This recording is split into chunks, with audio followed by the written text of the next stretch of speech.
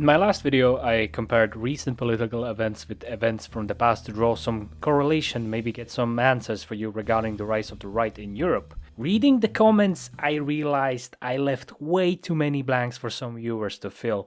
So the comments were... yeah. Hey, I'm Thomas, and I believe every question you have can probably be answered by firing up your unbiased magic box manufactured in China and reading up on some history. Stating that, I'm going to read the comments from the last video and try to at least make you guys agree just a little bit. Also, regarding my authority on this topic, I have no authority. I am a history student from a former Eastern Bloc country struggling to pay rent. Please subscribe. That being said, if you have anything to say towards my opinions, please let me know in the comments. And no, you cannot tell me to go die. I think that gets automatically deleted. But you can do that on our Discord server. It also will get deleted there, but you'll feel better. The whole argument depends on AfD being extreme. There is nothing extreme about them, and the someone defined big bad as a wrong ideology equals extreme evil argument is ridiculous. Because extreme right has been forbidden while extreme leftists have been accepted, the whole balance is fucked. AfD does not condone war, imperialism or supremacy, they only want the German culture to be primary and sustainable in Germany. Where do I start? Wikipedia is amazing, unless you are trying to educate yourself on some political matters. Then it is absolutely kakadoodoo. That's also why I used it in the video, because I meant it ironically. If you look at the sources leading up to the wiki authors calling AfD far right, it's mostly fucking useless news articles, with some of them being hidden behind a paywall. There's this one book, also limited as a preview, and one article written by a postdoctoral researcher, which is the only thing that holds any value. Not a good look. However, notice me saying that AfD calling the H-man a communist is extreme. Not extremely evil, not extremely far right, extremely stupid maybe. I did just say extreme, which was apparently enough to draw false conclusions. The historical comparison might be the China's Great Leap Forward, which was an attempt in the late 1950s to catch up with the Western world and resulted in the deaths of tens of millions of people. I do not think these were neither left or right-wing policies. I think they were stupid policies. Idiotic. No, I don't think AfD are extreme far right because they're stupid or vice versa. But if I scroll back far enough, and the sources, that seems pretty hateful to me. If there was another party, like let's say AfD, or alternative for Germany, that had exactly the same policies and goals, but they stopped treating Islam as a fucking disease and didn't put all the blame on one politician that made the decision 10 years ago, as if acknowledging that fixed the problem, then I'd say sure, go vote for them. Doesn't sound like an issue to me. Anyway, here's a list of far-right European parties and far-left. They're not banned. Also, they do not condone supremacy, but only want the German culture to be primary. Primary being the synonym to the word supreme. They are essentially the same word. Thank you very much. What exactly is far-right?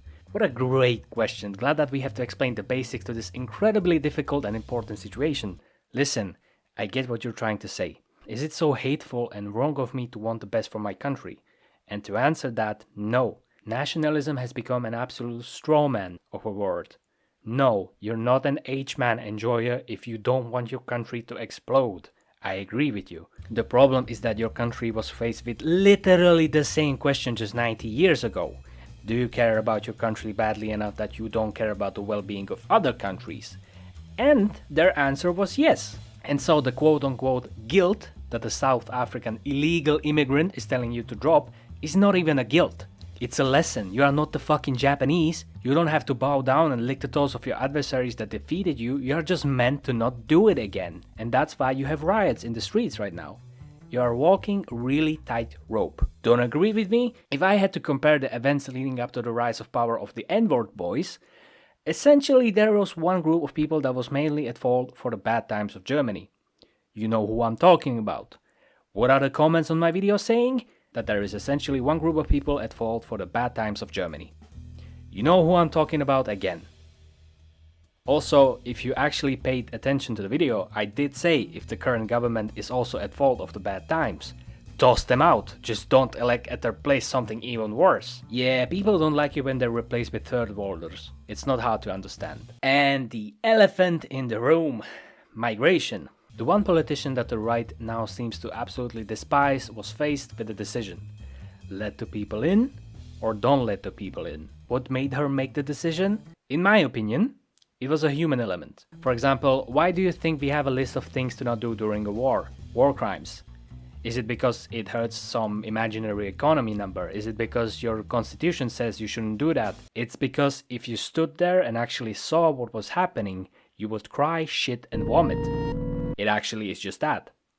The liberal values of the most, with asterisks, of the world exhibits, as in the human life is the most important thing and should be treated with utmost respect and decency, is not due to any other reason but the human morality.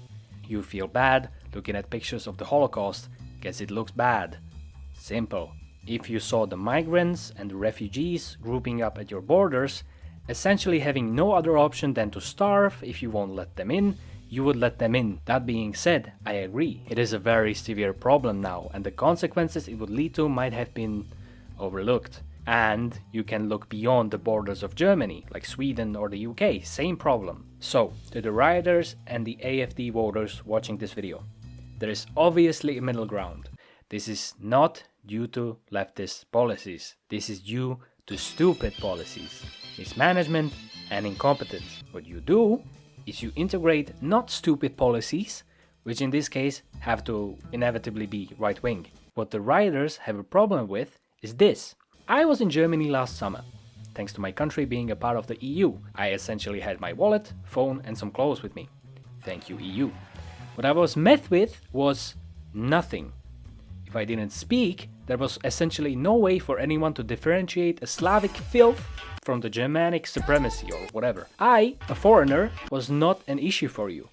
The issue is that if I were a guy that, let's say, doesn't really eat bacon with his eggs in the morning, there's a possibility I'd be targeted, which is a breach of my right to practice whatever belief I want, unless it's hateful or violent. You know, we cannot throw out the baby with the bathwater. Now, if I, a sloppy, uneducated drunkard of a Slav that's not from the EU, am illegally in the country and I cause a crime, I would expect the country to throw me out like a fucking empty bag of Haribo gummies, of course. So, what you're implying is that the Ausländer that are here illegally and cause crime are all the same race and religion. Firstly, that's fucked up. And secondly, the problems that you want to fix can be portrayed in a better light. If you stopped LARPing as the good guys cleaning the fucking gene pool. They are actual people, not just some metrics or scapegoats that explain why the price of gas is so expensive. Put the criminals in jail. Give the migrants the citizenship if they prove themselves to be worth it, and if not, toss them out.